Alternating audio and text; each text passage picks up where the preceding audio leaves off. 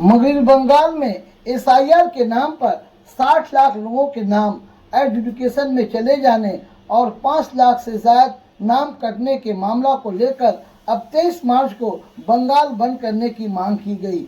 Welfare party of India, Kamru जमा के minority youth federation और फुरफुरा शरीफ के पीरजादा समेत जमीयतुलमा बंगला वगैरह और भी दूसरी छोटी छोटी तंजीमें ने इलेक्शन कमिश्नर से गुजारिश की कि जब तक इन 60 लाख लोगों के नाम फ्रेश लिस्ट पे नहीं आ जाता तब तक इलेक्शन ना हो, क्योंकि ये 60 लाख लोगों का क्या कसूर है जिनका नाम एडजुडिकेशन में चला गया है।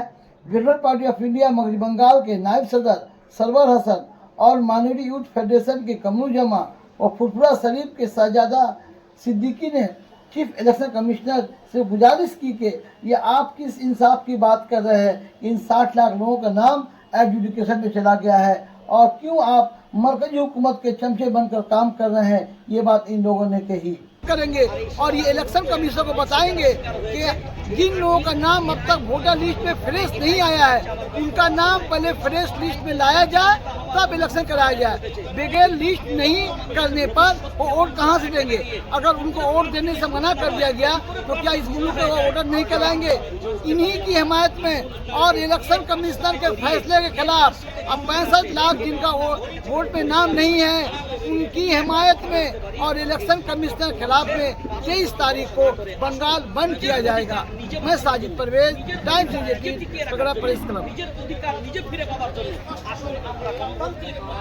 बहुत सारा तंजीम, बहुत सारे सियासी पार्टीज, नॉन सियासी पार्टी सब मिल के 23 तारीख को एक हड़ताल का, आम हड़ताल का हमने कॉल किया है कि हम ये चाहते हैं पहले ये जो 65 लाख अंडर एडजुडिकेशन है इसको आप क्लियर कीजिए, इसको सही कीजिए।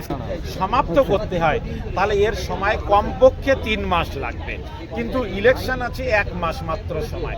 ফলে 3 মাসের কাজ 1 মাসের মধ্যে সংগঠিত করতে গেলে তার জন্য পরিচ্ছন্ন গণতান্ত্রিক এই মহা উৎসবে তারা সামিল হতে পারবে না। তাদেরকে অন্ধকারে রেখে আপনারা ভোটের প্রার্থী তালিকা ঘোষণা করলেন। আপনাদেরকে তো এরাই ভোট দিয়ে এমএলএ বানিয়েছিল। হিন্দু মুসলমানের মধ্যে বিভাজন তৈরি করার চেষ্টা করবে কেন? ভারতবর্ষের ঐতিহ্যের পরম্পরা, বাংলার ঐতিহ্যের পরম্পরা, যেখানে সন্ধ্যা হলে আজান হয়, সন্ধ্যা হলে মন্দিরে পূজা হয়, গির্জায় ঘণ্টা বাজে, এটাই তো আমাদের ইতিহাস, এটাই তো আমাদের ঐক্যের পরম্পরা। এইটাকে নষ্ট করতে চাইছে বলে তার বিরুদ্ধে প্রতিবাদ।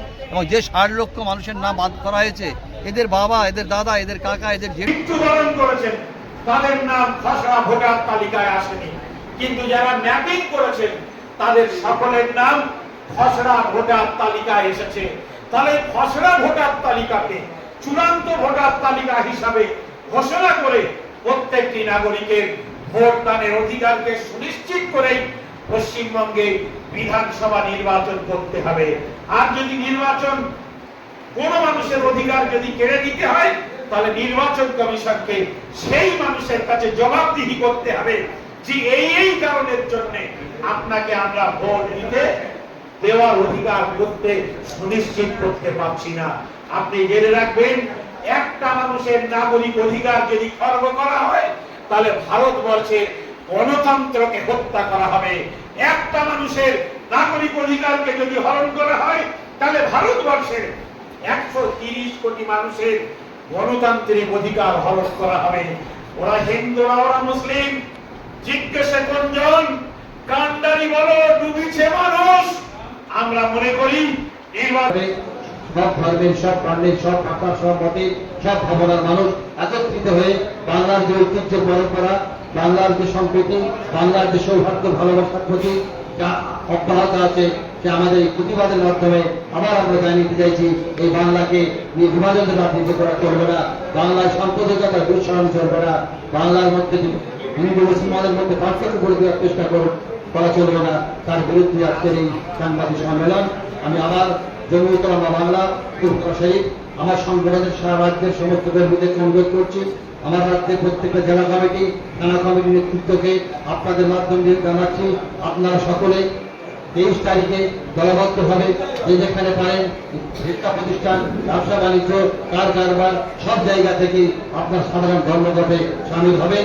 তৎসহ আমার রাজ্যের প্রত্যেকটি সংগঠনের কর্মীদের কাছে, বন্ধুদের কাছে আবেদন করব, আপনারা আমাদের এই ডাকে এই 23 তারিখের ধর্মঘটে সকল সমর্থন হয়ে তীব্র প্রতিবাদ গড়ে তুলবেন।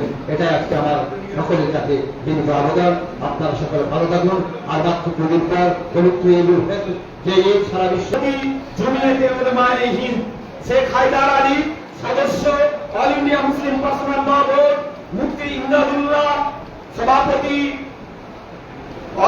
সভাপতি জামিয়াতুল আইম্মা আল উলামা এবং সম্পাদক শেখ সিদ্দিকুল্লাহ জামিয়াতুল আইম্মা আল উলামা, মাওলানা হাসিবুল ইসলাম সম্পাদক অল ইন্ডিয়া তৌহিদি জনতা, মাওলানা আমিনুল আম্বিয়া সভাপতি ঐক্যতান মিল্লি ইমদাদ পরিষদ, শাহজাহান আলী রাজ্য সভাপতি welfare party of India, Sarwar Hasan সহসভাপতি welfare party of India, Pirzada Syed তাফিরুল ইসলাম সম্পাদক আহলে সুন্নাতুল হানাফি জামাত, মাওলানা আব্দুল্লাহ মারুফ সভাপতি lecturers association of Bengal, Alamgir Sardar মুখপাত্র জমিয়তে আহলে হাদিস, মাওলানা আক্তার হোসেন সম্পাদক ইমাম মুয়াজ্জিন কাউন্সিল, শেখ গোলাম মঈনুদ্দিন সম্পাদক মাদ্রাসা শিক্ষা সমিতি, হাফেজ আজিজউদ্দিন সম্পাদক পশ্চিমবঙ্গ ইমাম মুয়াজ্জিন সমিতি, অধ্যাপক আব্দুল तकरीबन 65 लाख अंडर एडजुडिकेशन करके रखा है।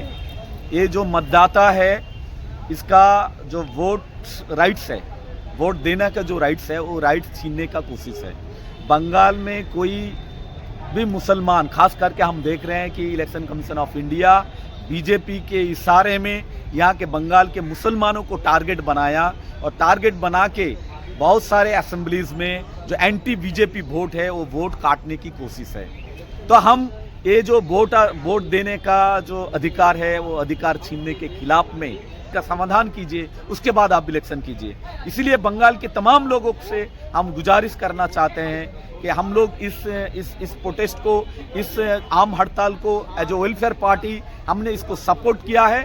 हम ये चाहते हैं कि बंगाल के तमाम लोग, तमाम सियासी पार्टीज इसको सपोर्ट करें, मैदान में आए और मैदान में आके अपना जो समर्थन है वो समर्थन दे। सर, ऐसा भी हो सकता रहा कि बीजेपी के छोड़कर जो सियासी पार्टी हैं, रूलिंग पार्टी हो या अपोजिशन पार्टी हो, वो सब मिलकर ये फैसला करते कि जब तक ये 60 लाख लोगों का नाम नहीं आता तब तक हम लोग इलेक्शन नहीं लड़ेंगे। देखिए, ये तो हम लोगों ने बहुत कोशिश भी किया है। ठीक है, जो हो गया सो हो गया। अभी तो एक बहुत बड़ा टेस्ट है।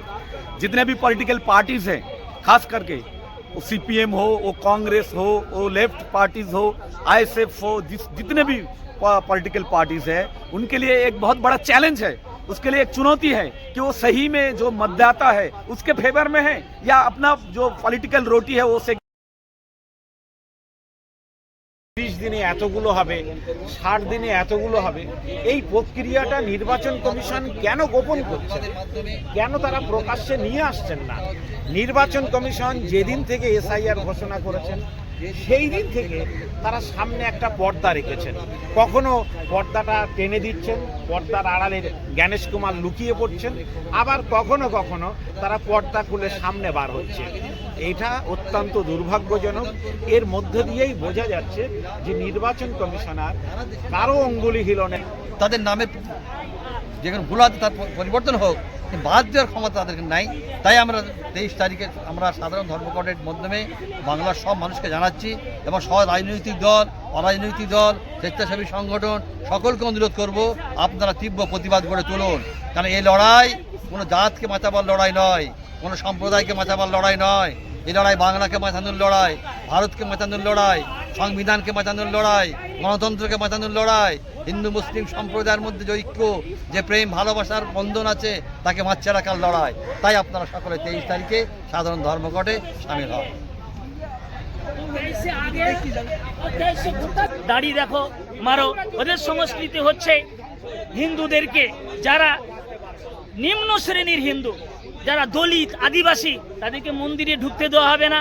এই সমস্ত দলিত আদিবাসী এবং সংখ্যালঘু শ্রেণীর মানুষদেরকে গোলাম বানিয়ে, দাস বানিয়ে রাখার জন্য এসআইআর, এর বিরুদ্ধে আগামী 23 মার্চ সোমবার স্বতঃস্ফূর্তভাবে পশ্চিম বাংলার আপামর জনসাধারণ, কি হিন্দু, কি মুসলিম, কি শিখ, কি ঈসাই, কি আদিবাসী, কি ওবিসি, কি এসসি, কি এসটি, কি সংখ্যালঘু শ্রেণীর মানুষ, কি মহিলা, কি যুবক, কি জওয়ান, কি পুরুষ, সকলেই মিলে একত্রিতভাবে আমরা ধর্মঘট স্বতঃস্ফূর্তভাবে পালন করতে যাচ্ছি, যা পশ্চিম বাংলার ইতিহাসে বিরল হয়ে থাকবে। এরকম ধর্মঘট পশ্চিম বাংলার মানুষ কোনোদিন দেখেনি। সব নীরব নিস্তব্ধ রূপ ধারণ করবে।